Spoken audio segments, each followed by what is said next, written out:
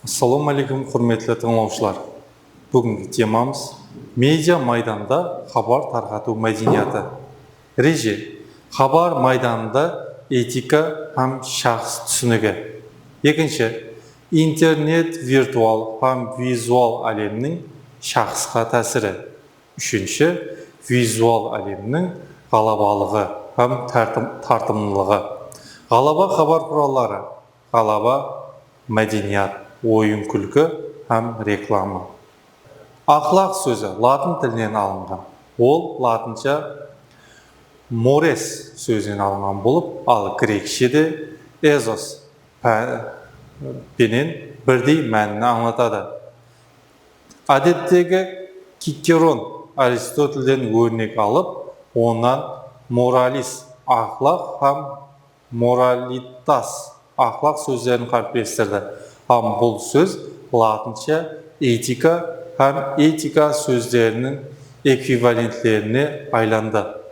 Ақлақ болса, табиат өзегінен келіп шыққан русша сөз болып, рус тілінен лұғатына бірінші мәрте 18-ші әсірде кіріп келіп, ақлақ һәм әдеп сөздері менен синоним сипатында қолданыла бастады. Солай етіп, рус тілінде бірдей мәніге ие үш сөз пайда болды. Уақыт өтуімен олар бір-бірінен ажыратып тұратұғын базы семантикалық сөздерге ие болды. Әдеп сөзі бұл шахстың өз жүжданы һәм еркінлігіне көре әрекет қылудың ішкі жағдайы, ақлақтан парықлығы, низамменен бірге шахстың іс-әрекеті үшін сыртқы талап. Әдеп, ақыбет, әдеп қадаллық, раскөйлік, адалатпаруарлық, минет сүйгішлік, тәртіптілік сияқлы ұсындай мінез құлықты тәртіпке салушы сипат һәм қасиет есептелінеді. Әдептің сипатларына текарланып, хабар әдебі төмендегілерді өз ішіне алады деп шамалау мүмкін. Тұтастылық, хабар яки хабар орталығы жәрдемінде басқаларға зиян жеткеру ниетінің жоқлығы. Адалдық өзінің хақиқи қатынасын білдіре алу. Басқа адамдардан мағлұматтарын өзінікіндей өткеріп жібермеслік. Авторлық құқықтарын хөрмет қылу. Интеллектуал минетті хөрмет қылу. Адалдық бұл әрекет һәм жазаның муаптылығы талабын өз ішіне алған. Дұрыс келетұғын нәрсе түсінігі тикарынан хабар жәмиеті ағзасының құқ һәм мәжбүриетларының муаптылығы, хабар ісі һәм хақ төлеу, жарату, тарауындағы қызметлері, хабарды қайта істеу, сақлау яки жеткеру, оларды тән алу. IT тарауындағы жинаятлар һәм жазалау түрі, социялық қатламлар, топарлар һәм шахстардың хабар жәмиеті өміріндегі рөлі һәм ондағы позицияны бейімдестіру болып есептелінеді.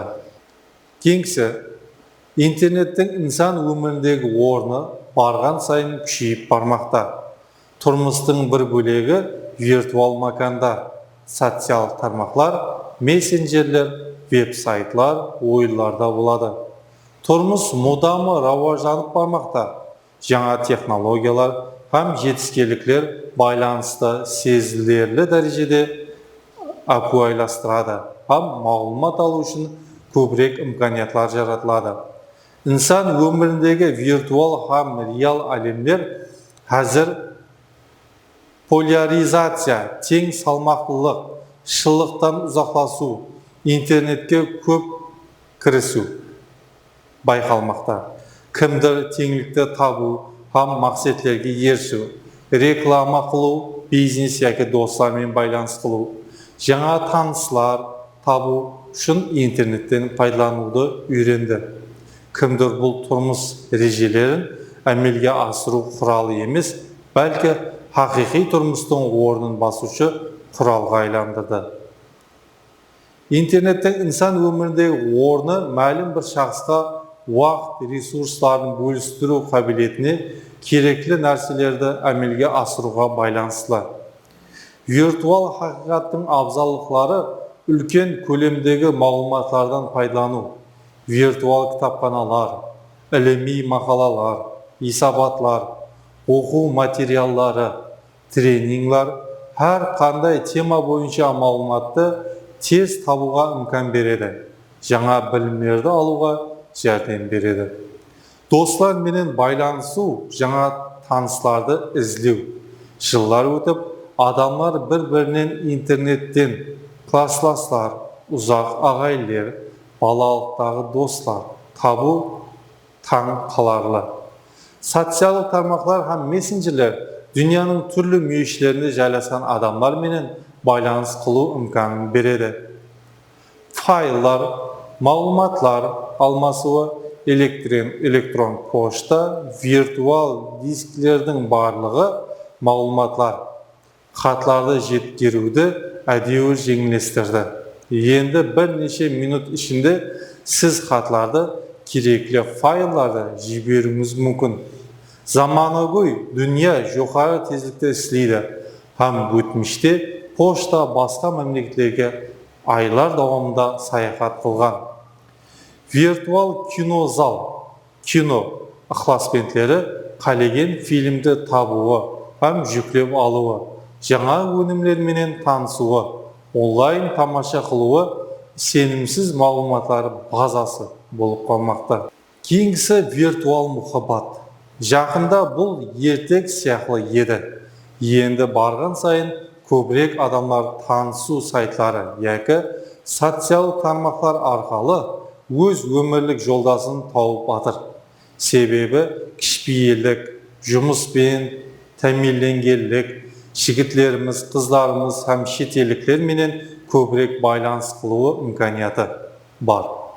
Виртуал әлемде жүректерді біріктіруге көмектесетін неке агенттіктері де қазір күнде қалыптаспекте. Сонымен бүгінгі сабағым шумақтанды. Диққатларыңыз үшін рахмет.